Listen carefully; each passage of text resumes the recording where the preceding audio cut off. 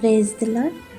మోషే ఉపవాస 40 రోజుల ధ్యానములలో నేటితో ముగుస్తున్నాయి. కావున ప్రతిదినము బైబిల్ మిషన్ వ్యవస్థాపకులు ఫాదర్ ఎన్ దేవదాస్ అయ్య గారు వివరించిన నిర్గమకాండం యొక్క మర్మములను విందాం. ఈ పాఠం వీడియోని క్రింద డిస్క్రిప్షన్లో లింక్తో ఇవ్వబడింది. దానిని నొక్కి చూడగలరు. ఇజ్రాయేలును దాసత్వం నుంచి విమోచించిన యెహోవా దేవుని యొక్క అద్భుతములు, వాగ్దానములు నెరవేరిన విధానములను విందాం. ఈ ధ్యానములలో ఈరోజు చివరి రోజు కావున నిర్గమకాండం 40వ అధ్యాయం తప్పక చదవండి. ఆ విధంగా 40 అధ్యాయాలను పూర్తి చేసిన వారందరిపై దేవుడు తన అద్భుతమైన కార్యములు చేయునుగాక. ఆమేన్. ఆగస్టు 9వ తేదీ 2025 శనివారం కొరకు ఏర్పాటు చేయబడిన ఈరోజు దేవుని వాక్య వాగ్దానం. నిర్గమకాండము 33వ అధ్యాయం 14 నుండి 15 వచనములు. ఆయన నా సన్నిధి నీకు తోడుగా వచ్చును, నీ సన్నిధి రాని ఎడల మమ్మును తోడుకుని పోకుము. ఆమేన్. ప్రియమైన దేవుని జనాంగమా, దేవుని జనాంగమైన ఇజ్రాయేలు సర్వశక్తి గల దేవుని ప్రజలుగా దేవునిచే ఎన్నుకోబడిన వారు. విశ్వాసులకు తండ్రి అయిన అబ్రహాంకి ఇచ్చిన వాగ్దానమును నెరవేర్చుటకు, తరతరములు దీవెనలు వారిపై కుమ్మరించుటకు 430 ఏళ్ల ఐగుప్తి బానిసత్వం విడిపించి పాలు తేనెలు ప్రవహించు దేశానికి నడిపించెను. అయితే వారు మాట విననోళ్ళని ప్రజలుగా దేవుని పట్ల ఎన్నో మార్లు సనుగుకొనిరి. వాటికి ఆగ్రహించి కోపగించిన ఆయన వారిని శిక్షించెను. అయితే క్షణమాత్రమే కోపగించి యెహోవా ఆయన ఎన్నుకున్న నాయకుల ప్రార్థనలు విని తన కనికరం కటాక్షములను కురిపించెను, క్షమించి నడిపించెను. ఈ 40 రోజులు మోసే ఉపవాస ధ్యానములు ప్రతిరోజు నిర్గమకాండంలోని అధ్యాయములను రోజుకు ఒక అధ్యాయముగా చదివి ధ్యానములలో పాల్గొన్న ప్రతి దేవుని బిడ్డకు దేవుని పేరిట శుభములు తెలుపుతూ సంపూర్ణమైన దీవెనలను త్రియేక దేవుడు వర్షింపచేయునుగాక. ఆమేన్.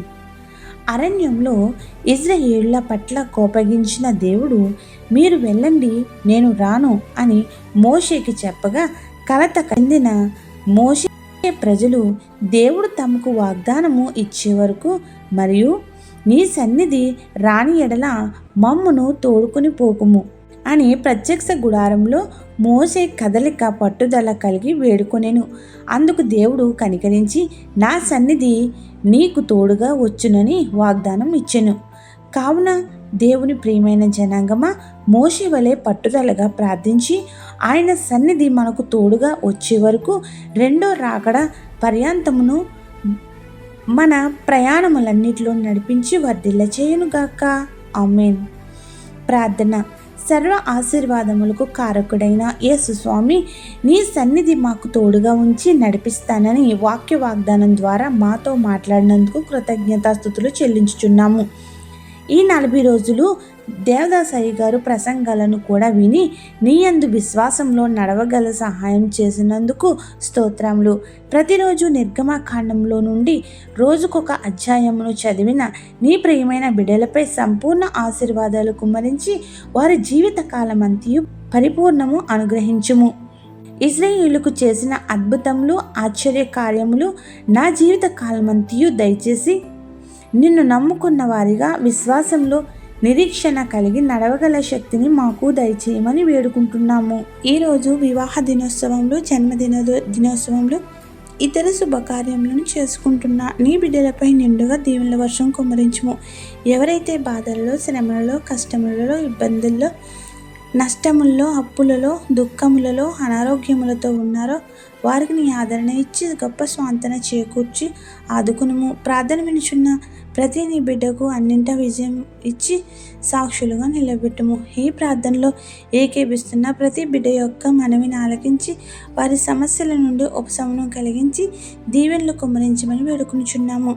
ఏ అంశం మరచితమో విడిచితమో అవన్నీ నీకే సమర్పిస్తూ తండ్రి, కుమార, పరిశుద్ధాత్మ యేసుక్రీస్తు నామమున మోషే ఉపవాస ధ్యానముల దీవెనలు మన ఎల్లరిపై వర్షింపచేసి తన సన్నిధిని ఎల్లప్పుడూ తోడుగా ఉంచి సంరక్షించి వర్ధిల్ల చేయునుగాక.